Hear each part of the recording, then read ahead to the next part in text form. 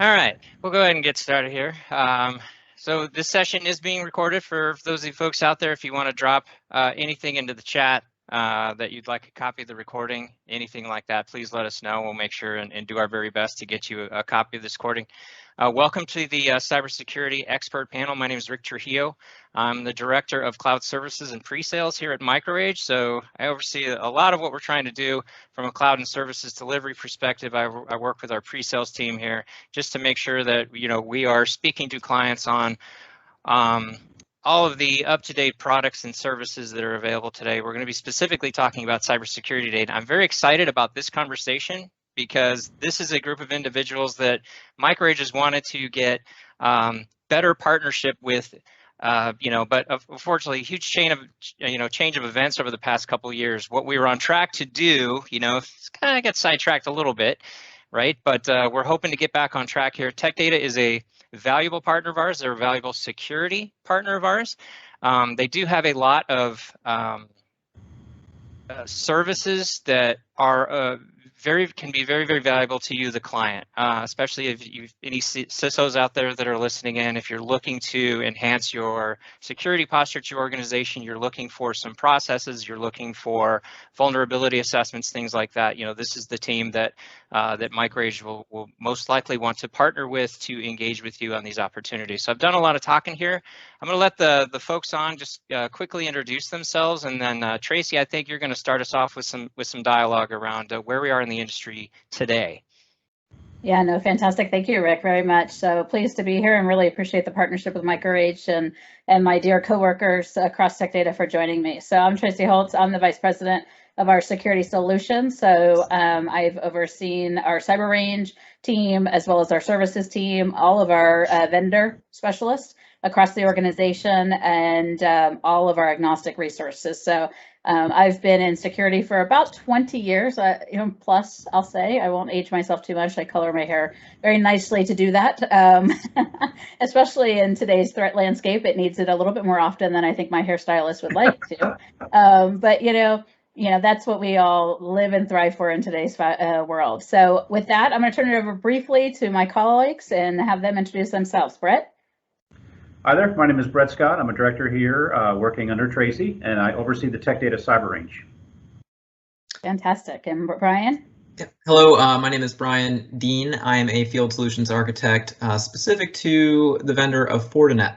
And so my role is really for the education and enablement of our partners, such as MicroAge, and putting out those cybersecurity solutions. And so to that end, that's what I do. Thank you. Fantastic. And it would be remiss of me not to include Yolanda, who is our client executive managing our MicroAge relationship. Yolanda, you want to say a few words? Yeah, nope, you said it. So I have the pleasure of supporting MicroAge across all of their lines of business through us, and enjoy working with them and bringing forward opportunities like this to be able to discuss with them and their teams. Fantastic. Thank you. Well, let's go ahead and get started. I've got I don't want to kill you with PowerPoint at a 4:30 in the afternoon on a Thursday, but I thought it'd be important just to take you through what we're seeing in the threat landscape today. Many of you are already feeling this. And then also as we transition and we really think about over the last 19 months, what we've all learned in this pandemic, in pandemic kind of stage still, around how to return to office in a hybrid kind of work remote environment. What are the necessary security protocols that need to be a part of that? So with that, and make sure everybody, Yolanda, if you can give me a thumbs up that everybody's seeing my presentation. Fantastic. Technology wants to work with you. All right. So what we're seeing from the latest cybersecurity attacks, and trends, what I would tell you is it's interesting. Malware has decreased 43% over the last year, while ransomware, in the major news, as we've all seen over the last, frankly, last 3 months, some major attacks that have happened in the supply chain, particularly around the pipeline, around the meat supply, but also really where they're targeting around, enablement tools like RMM tools, right? Because they can infiltrate a large amount of customer bases. Ransomware attacks are continuing to surge. IoT attacks are also continuing to increase exponentially every year.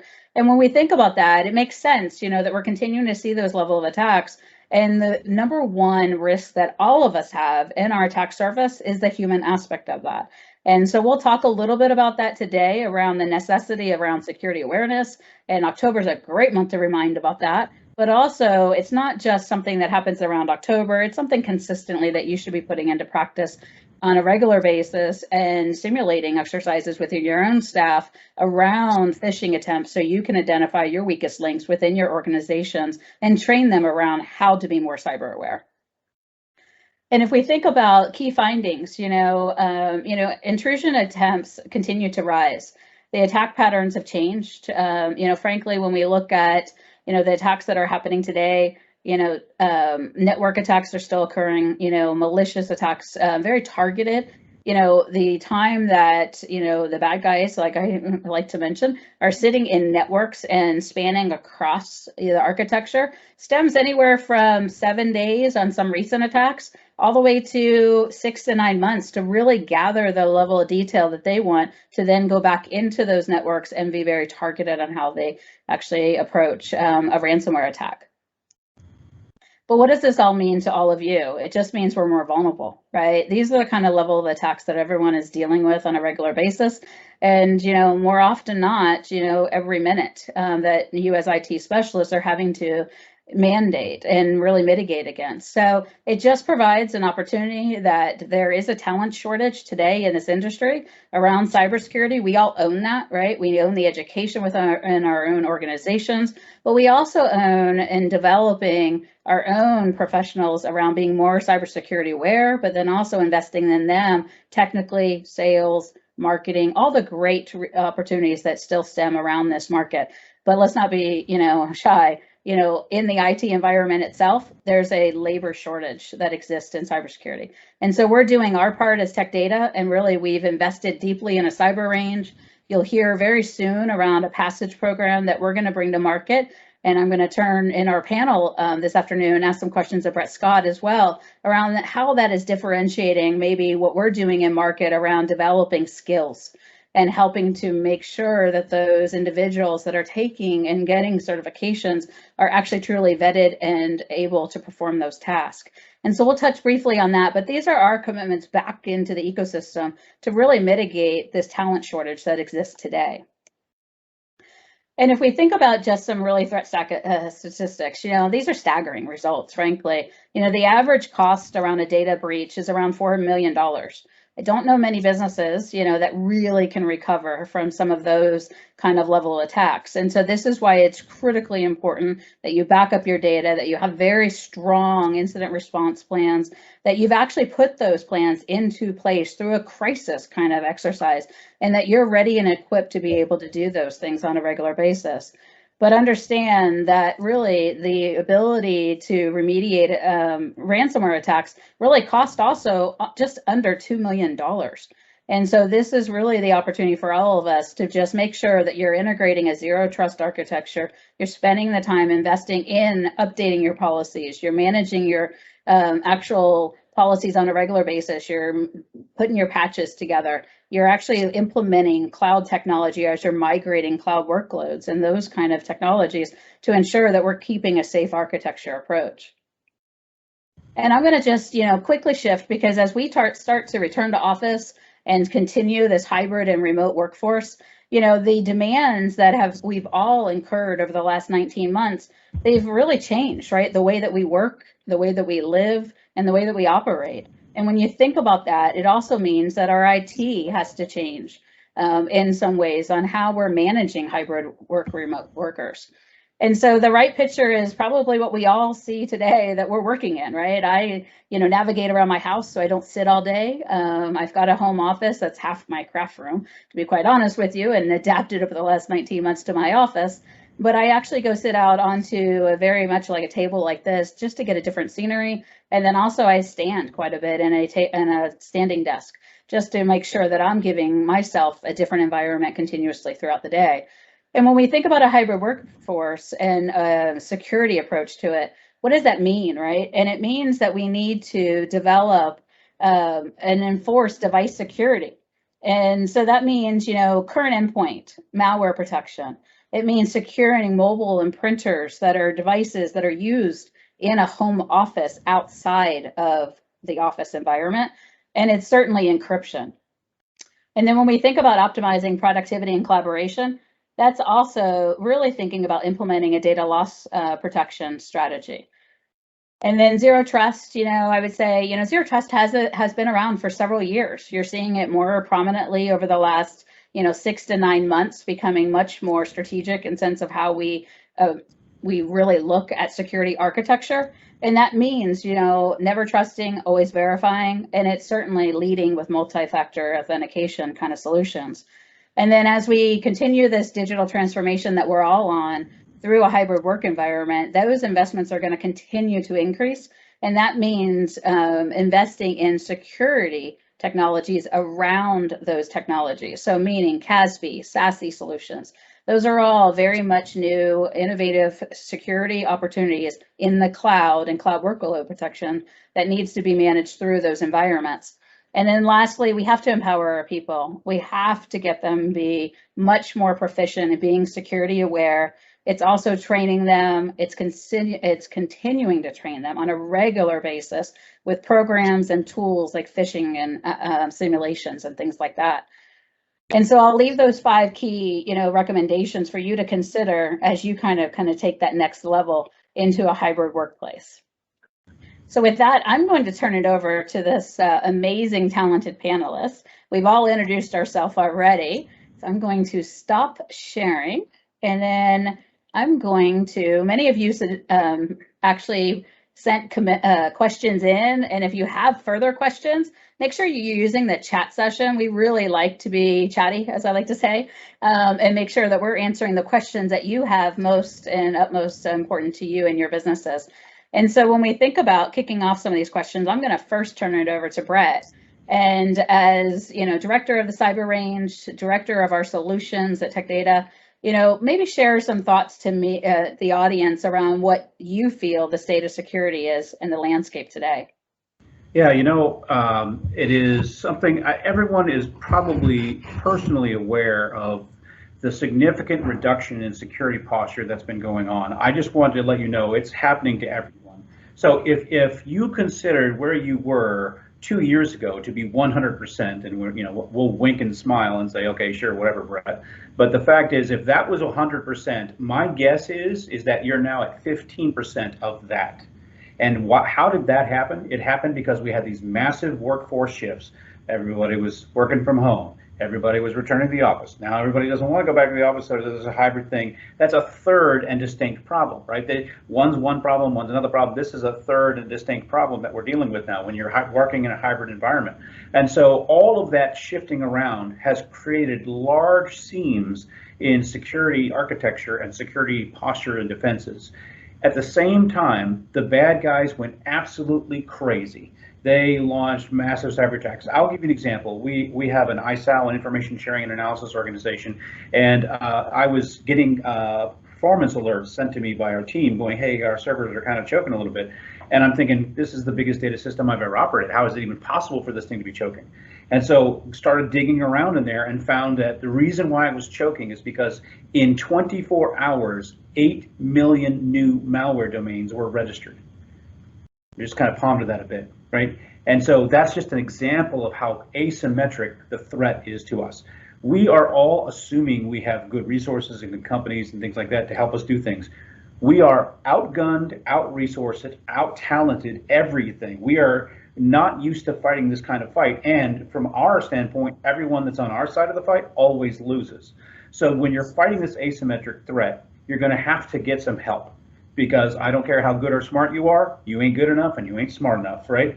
And so because of that, we are seeing in the industry some trends. So I have literally got this crystal ball that's parked right over here. I'm not going to show it to you because it's really cool and I don't want you to take it from me. But the fact is that next year, there are going to be 2 topics.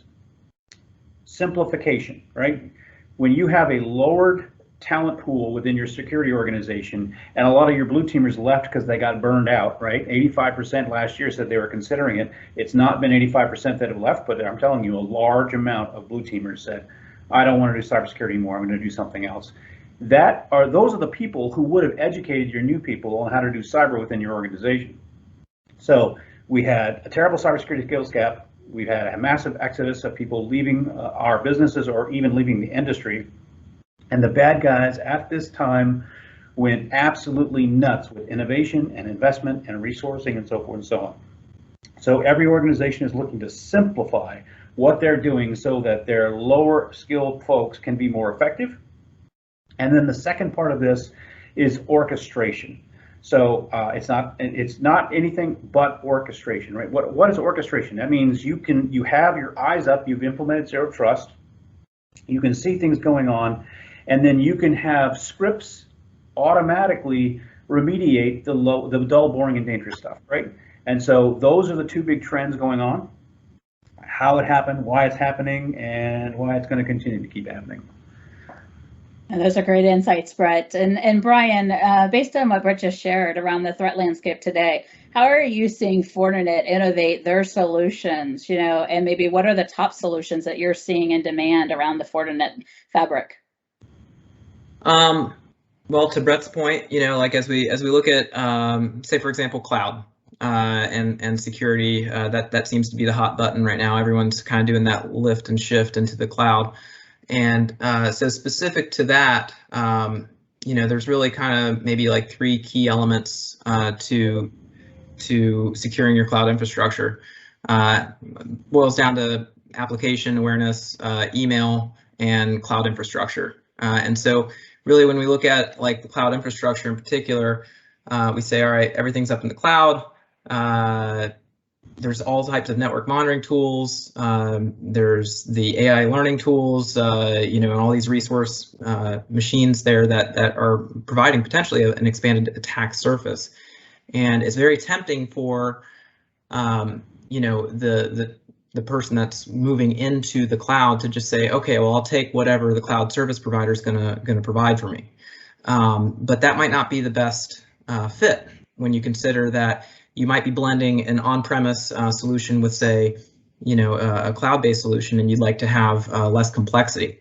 And to everyone's point that we've talked about, there's a shortage of cloud security professionals. So simplifying your architecture and bringing it into essentially a single pane of glass, that's the ideal. That's what everyone wants. And so having like FortiGate, which is the product that I represent, Fortinet, you would have the same user experience if you're putting something up into the cloud versus having it on-prem. So there wouldn't be a retrain that would be required for your security professionals. I mentioned the cloud infrastructure. Email is another huge one we're talking about. As Tracy has mentioned, everyone's kind of remote. What are we doing about that? You can work from anywhere, and this hybrid work environment might be behind your traditional brick and mortar building versus maybe it's you're at the Starbucks. And again, it's tempting when we talk about service providers providing the SaaS applications such as M365 or Google Workspace to just kind of take what they give us. But when you look at the independent research, some of the lab validations, you see that their catch rate is actually very low. Google itself is around 30%. And so, that's where you'd look to go with an industry leading vendor such as Fortinet, where same tests were around 90% accurate. So really, when you're looking at those types of things, it's important to consider all the elements. Finally, the web applications is the final element there. And again, if you go with what they give you from the cloud service provider, it's going to have the checkboxes, but there's going to be manual tuning and not much intelligence layered into it. And so really when you look at, again, partnering with an industry leader in the web application firewall space, you're going to get greater granularity of controls, and you're going to have some intelligence that's baked in. Yeah, those are fantastic insights. Thank you both very much. And Rick, at MicroAge, you certainly have a large client base. Where are you seeing the highest amount of demands with your clients around cybersecurity today? I think what we are admiring and appreciating the most is proactive behavior. We talked about this a little bit at the beginning of the call while we were waiting on folks to join. But if you look at the past 2 or 3 years in the cybersecurity industry, most of our inquiries from clients came from something happened. Now we have to do something. And you know, usually it's a bad situation. It's usually some kind of an attack, like a ransomware attack or something like that. So the client's either reaching out to us when they're in the middle of that situation, or they've completed the remediation and now CEOs opened up the wallet and they want to start investing in cybersecurity, right? I think that the significant change that we've noticed is clients are coming to us now before that has happened. There's a couple things that are driving that. I think cyber insurance requiring MFA policy disclosures is huge. These cyber insurance providers are saying, we want to know what your MFA policies are, exactly what they look like, who you're using. So clients are coming at us looking for guidance so that they can have compliance in that area, just so they can have cyber insurance. There's also a higher level of executive buy-in in cybersecurity today. I think they're finally starting to get it. Like, they're starting to hear it, right? It's starting to make sense to them. So rather than waiting for it to hit the fan, they are proactively hiring people like CISOs and information security managers and certifying their people and looking at things like NIST and ISO and you know, and proactively trying to get out there to protect their environment. I'm also noticing a huge increase in frequency around assessments and assessment frequency. There was a time where clients, you know, we would hold an event like this and we'd say, sure, we'll give you a free assessment. Client would take the free assessment and really not do anything with it. Maybe they would.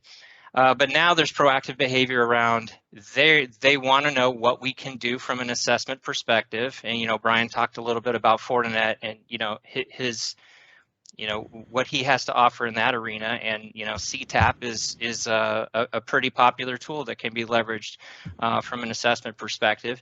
But it's not just a one-time thing anymore. We've got Vicky Chacon on, who's listening in today, and she's one of our security advisors here at MicroAge, and she is in charge of a lot of what we do around assessments. And clients are looking for quarterly assessment reviews now. They want to make sure that some kind of a frequency is established, and they've got someone that they're partnered with on that.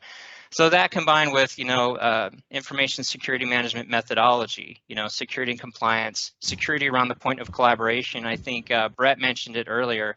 You know, the workforce is segmented now, and it was about duct tape and baling wire for the past 18 months. Let's just, you know, make this thing work so that we can get through the situation that we're in. And now everybody's going back and making sure that best practices are implemented, that user proficiency is also implemented, right? We want to make sure that users are being mindful of their governance responsibilities of what they're doing around sharing information and security awareness training, you know, things like that.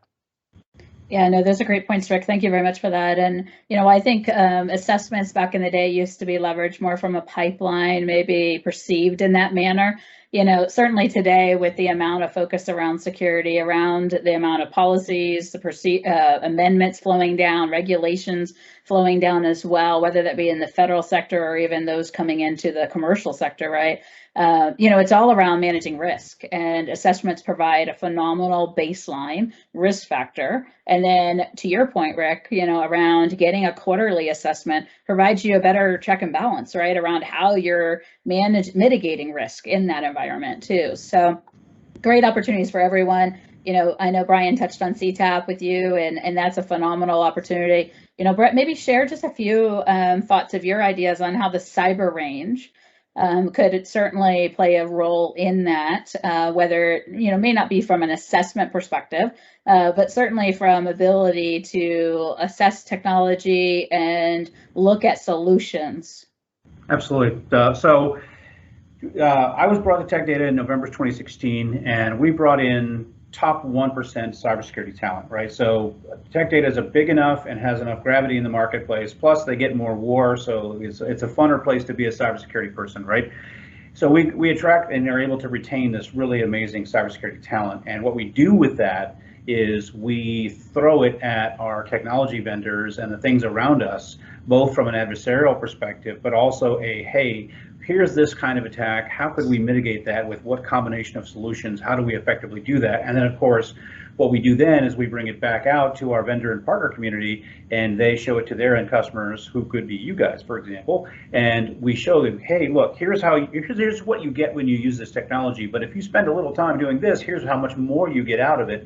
et cetera. And so we are constantly innovating and trying to find new ways to do solutions. And we just did a merger, if you hadn't heard recently, and that brought to us a huge line card of other vendors. And what we're doing right now is we are diligently going through all of those technologies, looking for those opportunities to bring stuff together. And at the Cyber Range, we're trying to metabolize as many of those as we can to help make those things demonstratable and toys for us to play with in cybersecurity, see what we can do.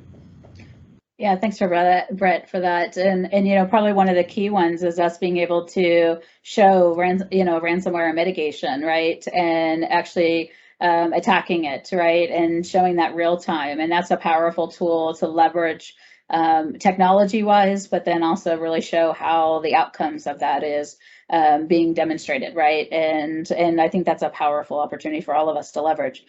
So thanks for that. I think that kind of maybe we'll shift over to, I talked about the ransomware attacks that have happened, right? Well publicized, continue to be publicized in the news. I don't, while I think that, probably we all can pray one day that we don't have one day worth of news that the ransomware attack doesn't make it there. And it's somewhat magnified, let's all be honest, right? The news is the news, but as it's impacting supply chains and the MSP markets and platforms now and tools, how do you forecast the next 12 to 16 months looking like? What's your view on that, Brett? Well, I have to tell you, the reason why malware is down and ransomware is way up is because that's where people are making money. For all the folks out there, virtue signaling like, oh yeah, I would never pay a ransom. Yeah, try it. You are paying the ransom. That we can obviously see that that's going on. The bad guys are getting so much of our money that they're having a hard time metabolizing all the cash flow. I mean, you have to smile for want of crying, right? So I kind of joke around about it. That's obviously a horrible thing. But the fact is that it's almost kind of funny. They're literally a victim of their own success. So a lot of these people are anti-capitalists and things like that, and yet that's all they are. They're just capitalists. It's hilarious. But the fact is that because they're making so much money, this is such a profitable and lucrative profession for them, and we are close to being on our knees, you can expect that it will continue to dramatically increase. What will also occur is we will see more human consequence, right? So there are a lot of stories that don't get out in cybersecurity. So if you remember way back when the WannaCry thing happened, most people in America were not impacted by that. But if you were in the UK, there were many people who died because their medical equipment seized and they died there in the hospital because their equipment didn't work anymore. Like, there will be a lot more of those consequences transferring out of virtual world into real world, creating real human damage and real human loss. And so we're going to see a lot more of that. And the reason why, again, if, for example, if they ransomed your power company, people die a lot faster. And so no power company is going to sit there and say, oh, you know what, let's see if we can negotiate these people down, because they literally are saving people's lives by paying the ransom and getting back up and running again. The bad guys know this. That's why you've been seeing all the probing. The good news is, so far, the bad guys have not been able to make a good translation from Europe, where it's a different set of standards and systems, to the United States yet. But just understand, for them, it's like farming, right? They just plant the seeds and then they harvest the seeds. So we're going to see continued dramatic and consequential attacks coming against us, and we collectively have to work together. We have to work with other resources, leverage expertise where we can find it, and then there are companies like Fortinet that are out there saying, look, we're going to produce more talent. I mean, that's a huge investment and a bold move that is necessary to help solve the problem. We at TechData are trying to solve the problem. Now Fortinet's putting their shoulder to the wheel. Like, when a lot of us work together, everything gets easier. And so I'm delighted to be working with Fortinet more and more these days, not only because they have this great ecosystem, but also because they have their heads on straight. They're trying to solve the bigger problems to make us all safer.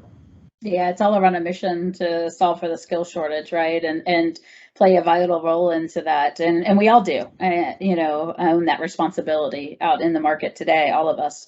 And I think about, there's been some recent surveys, over the last, couple months that have had some staggering numbers around ransomware attacks and the end clients, and about 70% on average have had an attack. And when you think about 70%, I wanted to go out and validate that because that's a pretty high number, right? You don't almost think that that's a valid number at that kind of staggering percentage, but it was well stated across multiple studies. And so that's the impact that everyone's seeing around ransomware. And to your point, Brett, there's a lot of payments being made critically because of data and needing to get their data.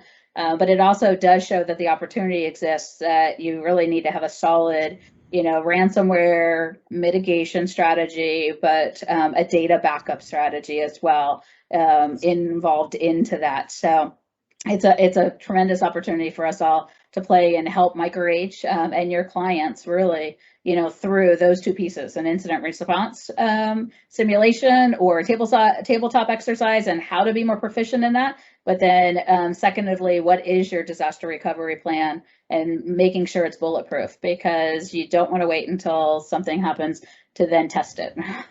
That would be a terrible kind of opportunity. So if we think about, I'm going to shift over, and Brian, you talked about some technologies in Fortinet. What are some good recommendations that our audience could use today, particularly around the Fortinet fabric? From a technology perspective, you mentioned FortiGate, right, and CTAPs, and where's the beginning, for investment to where you would recommend a solution offering around the Fortinet architecture? For sure. Restating the obvious, what everyone's already kind of talked about, but I brought a data point with me, and that is that 38% of workers worked hybrid before the pandemic, 72% of workers work hybrid during the pandemic, and we're expecting to see 53% of workers will work hybrid after the pandemic. That's from IDC in December of 2020, so who knows where we're at today. SD-WAN, which is a huge driver for virtualization of a WAN connection and adding that resiliency to your network. It's a feature of a FortiGate. So if you already have a FortiGate out there, it's just a feature that needs to be enabled. But this allows for the WAN connectivity. They're expecting this market to be worth $5.5 billion by 2024, and today it's $2.7 billion. So that's something that immediately the FortiGate and the synergies that you're going to get of the SD-WAN, we expect to see a lot more market saturation with that because of the value that it's providing. But what we've been talking about is that work from anywhere model. And so, traditionally, what we saw from, say, during the pandemic, a lot of VPN client licenses were sold. And so, what happens with a VPN? Well, it's an implicit allow all to any of the applications that sit behind your firewall once you have made the connection back to your FortiGate in this case. So what we see is really a zero trust network access, happening, where you basically have the firewall that would sit in the middle as a proxy. It has connections into your Active Directory and identity access management and controls there. You can create policies around it. And so what ends up happening is you have, say, your buildings on one side and your locations, the work from anywhere locations, and then on the other side you have the actual applications you're trying to have access to. And in the middle, you're creating groups, and you're tagging the groups to the actual applications that they're allowed to use. And so with this, you're not allowing, once you've come into the building, so to speak, and once you've come into the FortiGate, you can't just go anywhere. You can only go to the application that is what you're allowed to see and allowed to do. And the benefit to this is that it's not static either. It's a continuous reevaluation of your posture. And so you can set all different types of criteria that are going to allow you to ensure that you're getting the least access or least trust, but basically role-based access control and have only the things that you need to do in order to be productive at your job. So the elements of that, to your point, Tracy, are the FortiGate. Ideally, you're going to be having FortiClient, and then you'll have the FortiAuthenticator, and that's really about it as far as being able to have that security. Now, of course, MFA, two-factor authentication, absolutely plays into that. It strengthens the existing VPN connections to know more about the identity. But really, those 4 key pieces I see as being the next growth sector within at least the Fortinet landscape. Yeah, no, thank you for that. And, you know, it's interesting, 53%, I think was the IDC stat. I've seen numbers as high as, you know, 70s, right, that are going to continue being remote, because I think, you know, what we're all seeing in this new pandemic stage, you know, new era, is that the remote workers are demanding to continue working remote too, right? So businesses are now faced with that challenge, right? How to get them back into the office, how to get into a collaborate. There's now got to be a purpose to get them back into the office versus, you know, a role and a responsibility maybe that was previously there. So I think that's going to continue to evolve, and, you know, maybe that will transform differently in 2 to 3 years from now. But I think it's here to stay for a while. And with that, as you think about, you know, hybrid work environments, remote workforce, return to office, you know, digital transformation, you know, Rick, you're seeing this, you know, in the cloud space as well. We talked a lot about it today, but digital transformation continues to accelerate. You know, what was done in a pre-pandemic, you know, I'll call it, you know, kind of era into the current stage, you know, is, you know, continuing to migrate workloads, you know, continuing to digital transform and enable cloud applications. You know, where do you see, you know, what leading technologies, I guess, are probably on the forefront around some of the cloud transformation that you're seeing, Rick? I think Microsoft had a ball. I mean, with the past 18 months, and, you know, we're a huge Microsoft shop, you know, but I think a lot of the changes that the client base had to undergo, you know, Microsoft was very well positioned to accommodate that. One, obviously, with Microsoft Teams and collaboration. I mean, you saw the significant growth in the collaboration space with Microsoft Teams, but device management as well. You know, Intune's been kind of a thing for a few years, and I would even submit that a few years ago it really wasn't well received, or even, you know, kind of a respected tool. But if you look at Intune, now called Microsoft Endpoint Manager, and what it's evolved into, and how it ties to all of the other security products, you know, in the Microsoft ecosystem, it was a really good thing for, you know, clients to leverage and embrace. And it's still something that we're seeing a ton of activity around today. So, you know, mobile device management, getting to some kind of a cloud-first managed endpoint for clients. So now clients don't have to image their devices anymore and then send them out to users. They can order it, ship it direct from a facility. It gets there as soon as the user logs in and punches in their credentials. They get the payload, right? So it minimizes the work effort for the IT professional. It supports the remote workforce model significantly, and then all the security policies that you can build around it with enterprise mobility and security, which is basically an add-on license you can add to some of the Office 365 plans. It's also been bundled with some of the Microsoft plans out there. You know, that's definitely something we've seen a ton of growth in. And then security around the point of collaboration. You know, you hear the word Defender. That was another item that really didn't have a whole lot of respect 3-4 years ago, and now you look at the naming convention for Defender. There's 8 different Defender products out there, 2 of which are getting a lot of attention: Defender for Office 365, Defender for Endpoint. Now, for a lot of clients, as Brian mentioned, it may not be the end-all be-all, right? But it works really well and can run in tandem with some of the other industry-leading security products out there, like Fortinet, FortiGuard as an example. So I think if you are a Microsoft customer, an Office 365 customer, which 99.999 infinity% of clients out there probably are these days, you know, some kind of a license optimization assessment, like looking at where you are from a licensing perspective today and road mapping what you want to do with the Microsoft portfolio, and then bolting on some of these peripheral products that are available out there, along with things like assessments. And you know, I'd like to talk a little bit more about CyberRange. I mean, this is something we were taking very seriously with TechData from a partnership perspective a couple of years ago, you know, and things changed, right? But come to find out, there is a virtual experience for CyberRange, you know. So if you're a client or you're a customer out there that's still, you know, mindful of social distancing, you can still leverage one of these services offered in the CyberRange. And, you know, I think the doors are back open again for on-site visits for these types of events as well. And we're going to proactively be pursuing, some events around the cyber range and what it can do for clients in the coming months here. Hope that answers.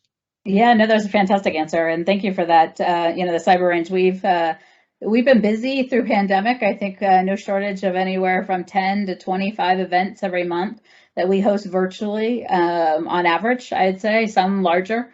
And then many of our manufacturers, we host workshops on a regular basis, really with partners or their end clients, demoing technology, really showing what the cyber range, showing a simulated incident response, showing an exercise or a ransomware attack, mitigation. And so through that, then we also will evolve into the vendor's technology and get to where we're solving business outcomes. And it's really all around wrapping around services into that and really helping our partners and their clients really just, solve for the cybersecurity challenges that exist today in the landscape. So we can do that virtually. We are back open in a safe environment way, live again. So we'd encourage you, Rick, and your team to leverage us with your clients in any way that we can, and we're here to help partner with you on that.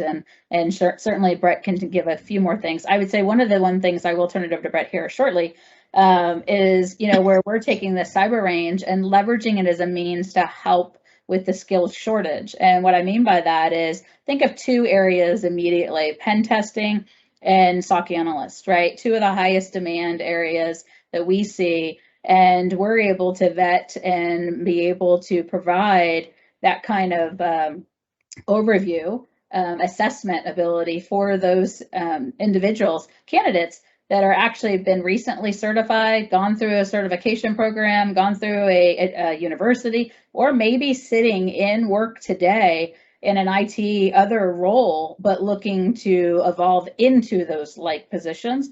And we're able to assess that they actually meet the criteria. So Brett, I'm going to turn it over to you and maybe talk a little bit more deeper into what Passage Program is. And we're very soon launching this, so you're getting an exclusive preview of this, Rick. So I'll give you that. And Brett, I'm going to let you take it away from there. All right, well, I before I get into that, I'd like to say it has been a pleasure to work with MicroAge. They absolutely take this stuff very, very seriously, and anytime, and we work with many different partners, but MicroAge has distinguished itself as really being serious about what they're doing. And while we're doing this, we're also sitting here with Fortinet, another company that totally gets the bigger picture of what's going on. They have the right technology and the right offering into the market at the very right time. So it's delightful to be with you guys. We should be friends more often, right? So, but the Passage program is something where I think we finally captured lightning in a bottle here. So we in the Passage program, we are transforming people from having a base of knowledge which we then refine to be able to perform exceptionally well a particular job position. So right now we've targeted SOC analysts, entry levels, and junior pen testers. Now we're taking in candidates through our pilot program, and to be blunt, the best score we got was 20% out of 100. So when companies say, hey, I can't find qualified cyber people, I got the data now. I get it. Like, these are cyber people and they're testing at 20 out of 100, right? And we're not talking about, what's the hypotenuse of the sun at the apogee, whatever. We're talking about really basic stuff. So what we did find is that we can take students that place above a certain level in the assessment, that have a certain qualification, if you will. And in as little as 5 weeks, we can transform that aggregate knowledge that they might have, form it and shape it like clay, and direct it to a job capability. And then we observe them doing that job, so that candidates that are coming out of our Passage program, we assess them for raw skill, we refine and shape that skill, we measured their ability to do the job, and then we make them available as candidates. The people who have caught on to this, they only want Passage people. So it's like, it's one of those things where, we got too close to the jet engine, and we're trying not to get sucked through the jet engine. So it is really awesome. I'm so happy to tell you that we're about to come out of pilot and launch this thing. But if you're looking for capable cyber warriors, we have the people that are coming through our program, and we have the ability to scale that strongly. We will never be in the people body business, right? We're tech data, we don't do that. But we are going to be able to give you a highly refined, highly capable product quickly for your team to transform your organization, because as we all know, if everyone's at 15%, if your organization can leap forward with higher competency, you're going to do unbelievably better in the marketplace. So that's what Passage is. It will continue to transform and evolve, but we have two parts to it. There is the placement program, where we're bringing in new people who are excited about cyber that have a certain capability, and then we have the upskill program, where some organization has hired someone and they want to improve that person's skill set to make them better at their jobs, or to be able to transition to a new job. So that, in a nutshell, is what we're up to, and we're super excited about the results. Yeah, so I wanted to give you that sneak preview, Rick. That's our commitment to our partnership. We're giving you only that sneak preview, and your clients that are on the call today. But this is our ability to invest back into your business and their businesses with candidates, right? And we're not, we'll offer, who we're working with from a candidate placement company, and then ultimately you can then, deem if you're looking to hire those individuals. So, it's a great opportunity for everyone, and really our commitment back into really helping to solve the skilled shortage that exists today. So as we wrap up, I want to make sure I leave a few minutes, Rick, if there was any other questions that came in on chat. Beyond, maybe I have another couple questions, but do you have any other additional ones that came in through the chatting sessions? No questions that came in via chat. So if there was something else you wanted to discuss. Fantastic. Well, we'll wrap it up with one final thing, and that's just for the panelists, maybe to leave one or two thoughts with everyone of just what you would recommend, maybe next steps for them. Right, I'm going to turn it to you first. Oh, and I think he's probably typing, responding to the answer that somebody just asked. I don't multitask, so if you could please ask me again, that would be great. Yeah, no, it's okay. If you had to leave one or two things with our audience, what would be those recommendations? There is always great opportunity coming out of darkness, right? So we've been in a really dark spot. There have been a lot of terrible things going on, but now is a tremendously good time to get really good at cybersecurity, to have good people that are on your team that enable you to be more credible and successful in the marketplace. It, of course, will help your organization not get blown up. I mean, there was a statistic that we kind of glossed over with the cost and things like that. Over 60% of businesses that get hit with a significant cyber attack go out of business within 6 months. And so to put that into perspective, if there is this risk, did you work so hard? Do you work hard every day? Have you worked so hard for so many decades to only get blown up randomly by some random person on the internet because you got cyber attacked and they blew you up? That's no way to live, and there's no way that if I'm operating a business, I'm going to throw it the chance like that. I sit there and roll the dice every morning and be like, oh, I rolled a 99, guess I got to go find another job. Again, that is not the way to live. So now is the time to embrace this thing, bring in the help. You have MicroAge, you have Fortinet, you have TechData that are there with expertise to be able to support you in what you're trying to accomplish, and that's what we want to do. From a tech data perspective, we don't do anything unless we're helping people do that stuff. So we're totally in on that deal. And then you have partners that care and vendors that are demonstrating their care and investment in the marketplace. So you have right here with you 3 great companies that are ready to align to be a part of your team to help you get done what you need to get done. And we're going to do everything we can to help you. Fantastic. Great words of wisdom. Brian? Yeah, we've already mentioned it before. I'll just elaborate on it. But MicroAge can conduct a cyber threat assessment, and knowledge is power.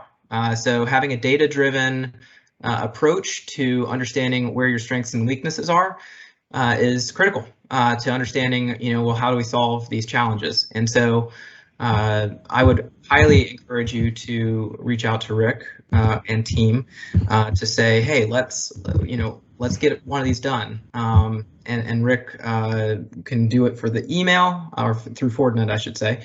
For Fortinet's offering is through email, or it's through the next gen firewall, or for SD-WAN. And so we can assess any of these spots, find potential weaknesses, and the report that's generated will give the recommendations to shore it up. So a great way to partner and have that next step with Rick and MicroAge to carry this forward. Yeah, absolutely. And I would challenge everyone to take advantage of the CTAP program and the capabilities that that assessment brings to market for you around your security posture. Rick, I'll turn it over to you with maybe some last words. Yeah, so I take it a step further on what Brian was saying around Fortinet. Obviously, the CTAP assessment is something we could definitely help with, but we're also and you know, if you're a MicroAge client and you've been with us for a while and you kind of know who we are and understand our identity today, we're glad you're here. But if you're new to MicroAge, if this is your first time, like, you know, interacting with us, you know, welcome. We're glad you're here. I think MicroAge historically has been known as a VAR, right? We've been around for 40 some years. Started out in the computer retail industry. We had like stores. Remember back when stores were inside of like mega malls and things like that? And that's really how we earned our name. But we are a relevant managed services provider today, professional services provider. We actually offer configuration support and management of FortiGuard, FortiGate, FortiSwitch, and FortiClient. Come to find out, I was talking to my team this week, and we just kind of went through the list. I was like, guys, give me the real details on what it is we can do from a Fortinet perspective, and we have some pretty deep expertise around this. So I don't think it'll just stop with an assessment. Like if you're looking to procure provision products from Fortinet and then look for some assistance in onboarding, you know, that's really where MicroAge can come into play, and you know, long-term management of that as well. Stay tuned for cyber range events. We'll be working very closely with TechData to see if we can get a few of those up and running over the next few months here as well. And I'm grateful that the TechData team is, you know, I can see you all, and you know that they're, you know, we're back at it again, and hopefully, you know, much success over the coming months here. Well, thank you for the opportunity. We certainly appreciate the partnership.